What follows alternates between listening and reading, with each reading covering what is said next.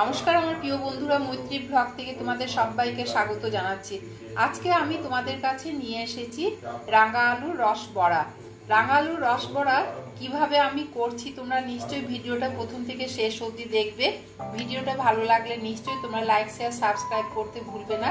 পাশে যে bell button আছে সেটা প্রেস করলে তোমরা আমার অন্যান্য রেসিপিগুলো দেখতে পেয়ে যাবে। এমনকি যা যা রেসিপি আমি তোমাদের কাছে শেয়ার করব তা তোমরা নিশ্চয়ই নোটিফিকেশনে দেখতে পেয়ে যাবে। কিন্তু আজকে আমি রাঙা আলুর রস বড়া করে তোমাদের কাছে শেয়ার করছি। দেখো এখানে আমি 3টে রাঙা আলু নিয়ে নিয়েছি। এই যে 3টে রাঙা আলুকে এরপরে আমি এগুলোকে আর্ধেক আর্ধেক করে কেটে নেব, ছোট ছোট করে কেটে নিয়ে এই যে এখানে প্রেসারের মধ্যে জল বসিয়ে দিয়েছি। জলের মধ্যে সেদ্ধ করে নেব। 2টো সিটি বা 3টে সিটি পড়বে, তখনই আমি নামিয়ে রেখে দেব। দেখো এখন আমি এগুলো আমার সেদ্ধ হয়ে গেছে। সেদ্ধ হওয়ার পর আমি এই খোসাগুলোকে ছাড়িয়ে দেব। ছাড়িয়ে দিয়ে ভালো করে ম্যাশ করে নেব। করে ছাড়িয়ে দিচ্ছি। ছাড়িয়ে দিয়ে ম্যাশার দিয়ে ভালো করে ম্যাশ করে নিচ্ছি। দেখো এর মধ্যে আমি ম্যাশ করা হয়ে গেছে। এই ম্যাশ করার মধ্যে আমি এই যে এখানে ময়দা 2 চামচ, মানে বড় টেবিল স্পুন, এই যে এই টেবিল স্পুনে আমি 2 চামচ ময়দা নিয়েছি। ময়দাটা একটু জেলে নিচ্ছি। ময়দার মধ্যে অনেক দানা থাকে, সেই জন্য আমি একটু জেলে নিলাম। ময়দা জেলে নিয়ে আমি এর মধ্যে আবার সুজি দিয়ে দিচ্ছি। এর মধ্যে আবার 2 চামচ, 2 থেকে 1.5 চামচ আমি সুজি মিক্স করে দেব। এই দেখো 1.5 চামচ আমি দিয়ে দিলাম। দিয়ে এই সুজিটাকেও একটু চেলে নিচ্ছি ভালো করে। দিয়ে এটাকে আবার অল্প করে জাস্ট একটু মিষ্টির মধ্যে অল্প জাস্ট একটু নুন দিচ্ছি, 1 চিমটে নুন দিয়ে আবার হাত দিয়ে একে মেখে নেব। রাঙা আলু রস বড়ার জন্য একটু টাইট টাইট করে মাখতে হবে। এর আগে আমি কিন্তু রাঙা আলুর পান্তুয়া এমনকি ল্যাংচাও দেখিয়েছি। তোমরা নিশ্চয়ই ভিডিওটা যারা যারা সাবস্ক্রাইব করেছো তারা নিশ্চয়ই দেখতে পেয়ে যাবে।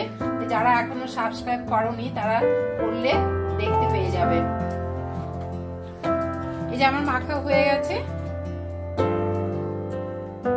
দেখো আমি কড়াই চাপিয়ে দিয়েছি। এই যে কড়াইটা একটু বেশি ডিপ ধরনের, মানে ভাজতে সুবিধা হবে বলে আমি এই কড়াইটাই চাপিয়েছি। তেল দিয়ে দিলাম, রিফাইন্ড অয়েল। দেখো আমি প্রত্যেকটা কিন্তু লেচি করে নিচ্ছি। এই যে একটা একটা করে লেচি করে নিচ্ছি। লেচি করে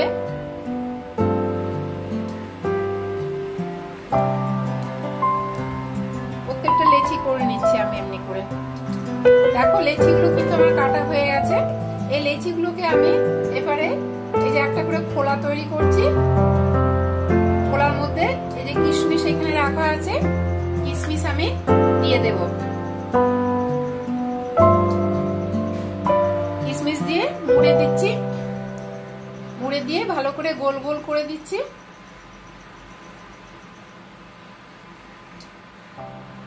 আমিও ছেড়েও দিলাম। এমনি করে একটা একটা করে পুরো আমি করতে থাকবো। একটা একটা নয়, অনেকটাই আছে। যেহেতু আমার এখনো করা কমপ্লিট হয়নি সেই জন্য আমি একটাই ছাড়লাম, তোমাদেরকে দেখিয়ে দিলাম।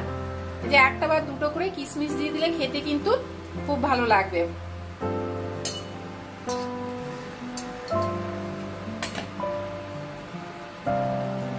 তৈরি করে নেব, তৈরি করে ছেড়ে দেব।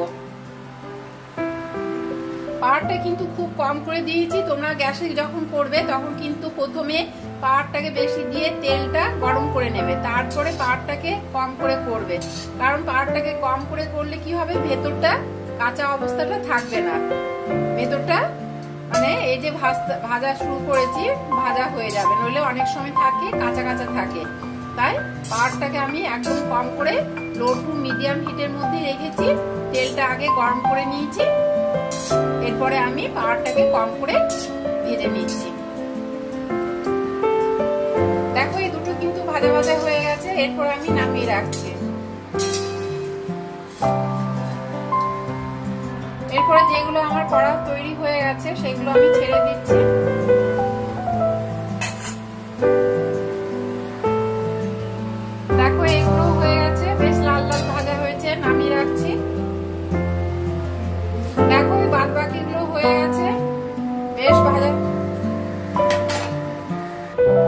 এখন আমি একটা শিরা তৈরি করে নেব। এর জন্য আমি একটা জায়গা বসিয়ে দিলাম।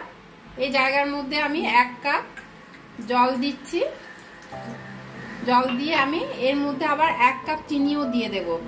যতটা জল দিয়েছি ততটা পরিমাণে আমি চিনি দেব, দিয়ে একটা শিরা তৈরি করে দেব। তারপরে শিরার মধ্যে এগুলো চুবিয়ে রাখবো। বেশ 2 ঘন্টার মতন চুববো। আগে আমি শিরাটাকে তৈরি করে নিই। জল দিলাম, এরপরে আমি চিনি দিচ্ছি। দেখো 1 কাপ চিনি আছে এখানে। চিনিটা আমি দিয়ে দিচ্ছি পুরোটাই। এই দেখো 2টো এলাচ নিয়ে নিয়েছি, ছোট দানা এলাচ। এই এলাচ দুটোকে আমি একটু হামাল দিস্তাতে একটু থেতো করে নেব। থেতো করলে কি হবে, গন্ধটা বেশ বেরিয়ে আসবে। থেতো করে নিলাম, করে নিয়ে এর মধ্যে আমি এই শিরার মধ্যে আমি দিয়ে দিচ্ছি। শিরার মধ্যে কিন্তু দিলে কি হবে, এটার মধ্যে বেশ রসবড়াগুলোর মধ্যে গন্ধ আসবে এলাচে। তার দিয়ে দিলাম। দেখো এই শিরাটা কিন্তু ফুটে উঠেছে। চিনির রস কিন্তু শিরা কিন্তু কমপ্লিট হয়ে গেছে, কারণ বেশ আঠালো আঠালো লাগছে, বেশ আঠালো হয়ে গেছে। এখন আমি এই চিনির শিরাটাকে একটু ঠান্ডা করে নেব। ঠান্ডা করার পরে আমি এই যে ভাজা ভাজা এগুলোকে বড়াগুলোকে দিয়ে দেবো না, কারণ রসটা ঢুকবে তাই। দেখো এরপর আমি এই বলগুলোকে মানে এই যে বড়াগুলোকে দিয়ে দিচ্ছি চিনি শিরার মধ্যে। এভাবে আমি বেশ 2 ঘন্টার মতো রাখবো। 2 ঘন্টা রাখলে কি হবে, এর মধ্যে রসটা শিরাগুলো টেনে নেবে। বড়া বেশ বড়ার টাইপে এমনকি রসের মধ্যে চোবানো আছে। এখন আমি 2 ঘন্টার মতন একে চুবিয়ে রাখছি।